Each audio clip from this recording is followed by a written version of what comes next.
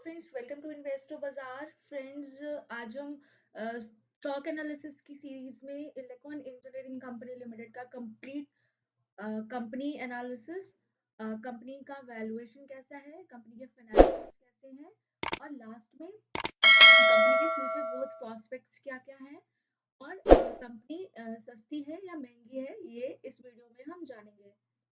तो फ्रेंड्स, अगर हम बात करते हैं इलेक्ट्रॉन इंजीनियरिंग कंपनी की, जो कि एक गियर मैन्युफैक्चरिंग कंपनी है और इसकी इंडस्ट्री की बात करते हैं, तो इंडियन इंजीनियरिंग सेक्टर में ये जो इंडस्ट्री है वो बेसिकली एक अटमोस्ट इम्पोर्टेंस रखती है और साथ ही साथ इसमें एक बेहतरीन ग्रोथ देखने के लिए देखी जा रही है। और रीसेंट जो यूनियन बजट पास हुआ है उसमें जो production linked incentive scheme launch की गई है, उसमें गवर्नमेंट ने भी 1.45 ट्रिलियन का यहाँ पर एक बजट दिया हुआ है कि इंजीनियरिंग इंडस्ट्रीज से रिलेटेड सभी कंपनीज के लिए एक काफी ग्रोथ सेगमेंट की तरफ ले जा सकती है कंपनीज को। और इंडियन इकोनॉमी जैसे जैसे इंक्रीज हो रही है वैसे 8.2% अराउंड की जो बेसिकली ग्रोथ देखी जा रही है, जिस पर कि ये सारी economic and industry growth in companies से रिलेटेड है। और अब हम अगर हम बात करते हैं इंडियन इंजीनियरिंग इंडस्ट्रीज की, तो इसमें काफी ज्यादा इन्वेस्टमेंट्स और ग्रोथ के चांसेस देखे जा रहे हैं। जो ये एलिकॉन इंजीनियरिंग कंपनी है वो गियर और मटेरियल हैंडलिंग इंजीनियरिंग बिजनेसेस के सेगमेंट्स में काम करती है। और इसके जो क्लाइंटेल्स हैं वो एक वाइड रेंज है, लाइक बेल में करती है ये material transfer and NTPC, thermal power, mining, steel, ऐसे बहुत सारे सेक्टर्स हैं जहाँ पर इसके जो प्रोडक्ट्स हैं, जो इसका जो की सेगमेंट्स हैं उसके प्रोडक्ट्स वगैरह भेजे जाते हैं। और ये फ्यूचर में एक काफी ज्यादा ग्रोथ प्रोस्पेक्ट्स लेकर के इन बिजनेसेस में, इंजीनियरिंग बेसिकली बिजनेसेस में आने वाला है। अब हम कंपनी एट अ ग्लैंस देख लेते हैं कि बेसिकली एलिकॉन इंजीनियरिंग कंपनी कब स्टैब्लिश हुई। तो एलिकॉन इंजीनियरिंग कंपनी 1955 में स्टैब्लिश हुई बाय मिस्टर ईश्वरी भाई पटेल। एक गोरेगांव मुंबई बेस्ड कंपनी थी और बेसिकली कंपनी का काम है इंजीनियरिंग, प्रोक्योरमेंट एंड कंस्ट्रक्शन से related material different different sectors में प्रोवाइड करना। और इस्टेब्लिश होने के बाद 1961 में ये रीलोकेट की गई। इसका जो बेसिकली बेस था आनंद, गुजरात में। एंड देन यहाँ पर कुछ इनोवेटिव मैन्युफैक्चरिंग की गई पावर ट्रांसमिशन इक्विपमेंट से रिलेटेड। अब देन आफ्टर जो अब प्रेजेंट टाइम में ये largest industrial gear manufacturer in Asia है कंपनी, और एक बेहतरीन परफॉर्मेंस देने वाली कंपनी हाल फिलहाल में रही है। पावर ट्रांसमिशन के प्रोडक्ट सेगमेंट्स की बात करते हैं, तो बेसिकली इसमें helical, bevel helical gear boxes आते हैं, बिकॉज कंपनी गियर बॉक्सेस का बिजनेस और मटेरियल हैंडलिंग इक्विपमेंट्स ही, ये दो की सेगमेंट्स हैंडल करती है। तो इसमें couplings, high speed gear boxes की काफी वैरायटी है। और इसका एक लार्जेस्ट मतलब कंपनी का के पास प्रोडक्शन होता है। मटेरियल हैंडलिंग इक्विपमेंट की बात करते हैं, तो इसमें feeders, crushers, stackers, cable reeling, drum, raw material handling system, magnetic बेगर, मेटल डिटेक्टर्स वगैरह आते हैं। और ये basically design, engineering, manufacturing and commissioning, various products के कमीशनिंग के लिए की जाती है। कंपनी का जो पावर ट्रांसमिशन का एक की सेगमेंट है, इसमें 79% तक के प्रोडक्ट्स का परसेंटेज कवर किया हुआ है। एंड मटेरियल हैंडलिंग इक्विपमेंट्स का नेक्स्ट 21% का कवर अप किया हुआ है। और ये एक बेहतरीन कंपनी इन दोनों सेगमेंट्स में अपना एक अच्छा परफॉर्मेंस दे रही है। और अगर हम बात करते हैं कि कंपनी का जो गियर बिजनेस है वो बेसिकली एक largest industrial gear manufacturer in Asia है कंपनी। और इसका अराउंड 36% का इंडस्ट्रियल गियर एक का जो मार्केट शेयर है वो कंपनी के पास है। और कंपनी ने बेहतरीन एक ऑर्डर ऑन ऑर्डर बेसिस पे 400 करोड़ की ग्रोथ दिखाई है। और इसी के साथ गियर बिजनेस में इसके रेवेन्यू भी इंक्रीज किए हैं एंड इसके एबिटा मार्जिन भी इंक्रीज किए हैं। मटेरियल हैंडलिंग की बात करते हैं तो बेसिकली ये भी order on hand rupees 102 crore पर दिखाई गई है। और इस मटेरियल हैंडलिंग बिजनेस में बेसिकली एक कंपनी की में इंडस्ट्री की तरफ से काफी अच्छी ग्रोथ देखने के लिए मिली है, जिसमें की कंपनी ने जो फाइनेंशियल ईयर 23 के टारगेट्स अपने बना रखे थे वो यहाँ पर अचीव कर लिए हैं। अब हम रेवेन्यू की बात करते हैं तो रेवेन्यू में मटेरियल हैंडलिंग बिजनेस का जो पोर्शन ये इंक्रीज किया हुआ है लास्ट फाइनेंशियल ईयर 22 के क्वार्टर से लास्ट 29.6 एंड फाइनेंशियल ईयर 23 42.8 था। गियर बिजनेस ने भी एक अच्छा हाइक दिखाया है। बेसिकली कंपनी के फाइनेंशियल्स जो थे वो स्ट्रॉन्ग पोजीशन शो कर रहे हैं। फाइनेंशियल ईयर 22 में 189.7 एंड फाइनेंशियल ईयर 23 में 214.4। यहाँ पर एक हेल्दी ऑर्डर इनटेक की वजह से मटेरियल हैंडलिंग बिजनेस में भी सिग्निफिकेंट इम्प्रूवमेंट देखने के लिए मिला है। अब ऑर्डर पोजीशन की बात करते हैं तो कंपनी के पास स्टील सेगमेंट से 20.3%, sugar 15.6, cement 10.7, power 7.5 and mining 5 and others में जो आते हैं वो 41% तक के कंपनी के पास ऑर्डर्स हैं। बेसिकली इनके क्लाइंटेल्स काफी बड़े बड़े हैं तो इनके पास ऑर्डर्स भी एक ह्यूज अमाउंट में देखने के लिए मिले हैं। अब कंपनी की future strategy and growth prospects की अगर हम बात करते हैं तो कंपनी ने अपने आप को टारगेट किया था लास्ट फाइनेंशियल ईयर में कि company debt free financial year 23 तक होने की कोशिश करेगी एंड साथ ही साथ working capital optimization and cost control यहाँ पर करने की बात कंपनी ने कही थी।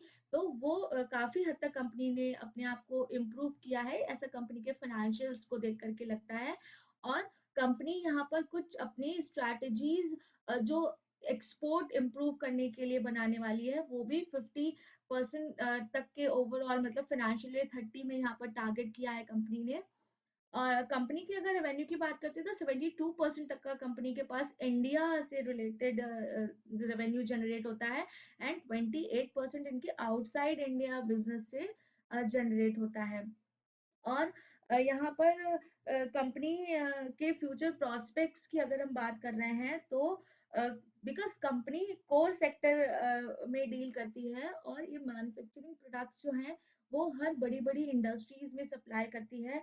तो यहाँ पर एक इसके भी ग्रोथ मोमेंटम देखे जा रहे हैं जिससे कि ये इंडिया की एक बहुत ही स्ट्रॉन्ग मैन्युफैक्चरिंग कंपनी बनने की लाइन पर। हम कंपनी के फाइनेंशियल्स की तरफ जाते हैं और देखते हैं कि कंपनी की मार्केट कैप अराउंड ₹4076 करोड़ है। कंपनी का करंट प्राइस शेयर का ₹363 एंड स्टॉक पी 26.2 है। यहाँ industry P 22.5 and debt to equity 0.14 है। इंडस्ट्री पी अपनी इंडस्ट्री के कंपैरिजन में इलेक्ट्रॉन इंजीनियरिंग यहाँ पर स्लाइटली कॉस्टली है कंपनी। एंड अगर हम आरओसी की बात करते हैं तो 17.4% एंड रिटर्न ऑन इक्विटी 14.6% है। प्रमोटर होल्डिंग 59.3% है। प्लेज्ड परसेंटेज भी यहाँ पर 3.76 का है एंड अनप्लेज्ड प्रमोटर होल्डिंग 57% की है। अगर हम प्रॉफिट लास्ट 3 इयर्स के परसेंटेज की बात करते हैं तो 54.3 एंड सेल्स ग्रोथ 3.02% की देखने के लिए मिली है। और अगर हम कंपनी के प्राइस की यहाँ पर बात करते हैं तो लास्ट जुलाई 22 के बाद से ये इंक्रीज करता हुआ आपको दिख रहा है। जैसे जैसे अक्टूबर 21 लाइक प्रीवियस 2 साल काफी पेंडेमिक के टाइम में काफी क्रूशियल रहे कंपनी के बिकॉज ऑफ बंदी हो जाना इस तरीके से। तो यहाँ पर फिर भी यहाँ पर प्राइजेस इंक्रीज करते हुए स्टॉक के दिखाई दे रहे हैं। कंपनी ने बेसिकली जो अपने टारगेट्स बोले थे वो यहाँ पर अचीव भी काफी हद तक किए हैं। ऑलमोस्ट कंपनी डेट फ्री हो चुकी है बट यहाँ कुछ कंपनी के नेगेटिव्स भी सामने आ रहे हैं लाइक इनका स्टॉक अपनी बुक वैल्यू से 3.88 टाइम्स ज्यादा वेरी कर रहा है और लास्ट ईयर्स के कंपैरिजन में आरओ इनका काफी ज्यादा कम हो गया है।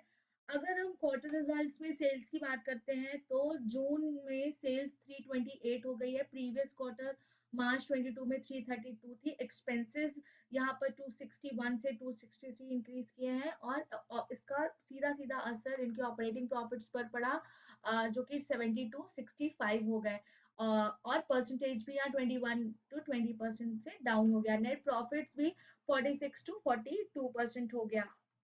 अब बात करते हैं प्रॉफिट एंड लॉस ईयर और ईयर बेसिस पे। तो सेल्स जो है वो डेफिनेटली मार्च 21 से 21 में 1204 तक पहुंच गई है। एक्सपेंसेस भी 952 इंक्रीज किए हुए हैं, एंड नेट प्रॉफिट यहाँ per year on year profit and loss basis पे इंक्रीज किया हुआ है। बट कंपनी फिलहाल शेयर कैपिटल की अगर हम बात करते हैं, तो यहाँ पर कंपनी ने हाल फिलहाल कोई ऐसा नया इक्विटी स्वेट इक्विटी इशू नहीं की है, ना ही कोई डिफरेंशियल वोटिंग राइट्स के साथ कोई स्टॉक ऑप्शंस इशू किए हैं। तो शेयर कैपिटल यहाँ पर एक मतलब डिफरेंशियल मार्जिन से जो स्टेट वे जा रही थी लास्ट ईयर से के कंपैरिजन में बिल्कुल सेम बनी हुई है। रिजर्व्स यहाँ पर 897 टू 1028 हो गए हैं।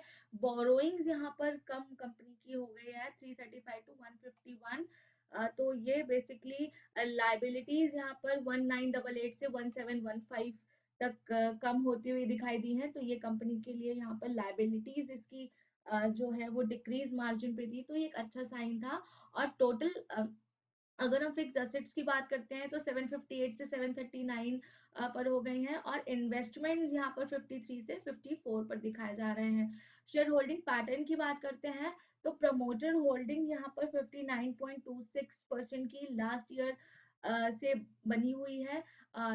20 दिसंबर 21 में स्लाइटली बहुत ज्यादा चेंज नहीं आया, 21 टू 26.5 यहाँ वेरी किया। एंड एफ आई आईज का कॉन्ट्रीब्यूशन भी यहाँ पर बढ़ गया 1.71 से 2.14, डी आई आईज 1.84, गवर्नमेंट का 0.25 इंटरवेंशन, एंड पब्लिक का 36.51। फ्रेंड्स, अगर all in all Elecon engineering company limited के फाइनेंशियल्स की बात करते हैं तो फाइनेंशियल वाइज कंपनी अच्छा परफॉर्मेंस दे रही है, बट कहीं कहीं कुछ सेगमेंट्स में ये निगेटिव जा रही है। और इसके साथ ही वैल्यूएशन वाइज भी कंपनी स्लाइटली अपने इंडस्ट्री के कंपैरेटिवली महंगी है। बट बिकॉज यहाँ पर कंपनी में healthy order intake gear businesses में देखे जा रहे हैं, एंड मटेरियल हैंडलिंग बिजनेस में भी काफी ज्यादा सिग्निफिकेंट इम्प्रूवमेंट देखने को मिला है। और इसका जो इंडस्ट्री ग्रोथ देखने के लिए मिल रहा है वो भी एक ट्रमेंडस वे में इंक्रीज करने वाला है, बिकॉज गवर्नमेंट भी यहाँ इनिशिएटिव ले रही है, और साथ ही साथ जो कंपनी के फ्यूचर ग्रोथ प्रोस्पेक्ट्स प्लान है, जो स्ट्रैटेजी है, वो भी एक वाइड रेंज में परफॉर्मेंस वाइज भी अच्छा लास्ट ईयर के कंपैरेटिवली इस ईयर में भी फाइनेंशियल्स में भी अच्छा देखने के लिए मिला है। कोर सेक्टर्स में चूंकि काफी ग्रोथ मोमेंटम देखे जा रहे हैं, इसलिए कंपनी में भी ग्रोथ पॉसिबिलिटीज देखी जा रही हैं। तो फ्रेंड्स, अगर आप कंपनी के शेयर्स में इन्वेस्ट करने के लिए सोच रहे हैं तो आप अपने फाइनेंशियल एडवाइजर की हेल्प से डिसीजन ले सकते हैं। इन्फॉर्मेशन अगर आपको यूजफुल लगी हो तो फ्रेंड्स प्लीज प्लीज चैनल को सब्सक्राइब कर दीजिएगा, एंड वीडियो पसंद आए तो लाइक एंड शेयर कर दीजिएगा। Thank you so much for watching.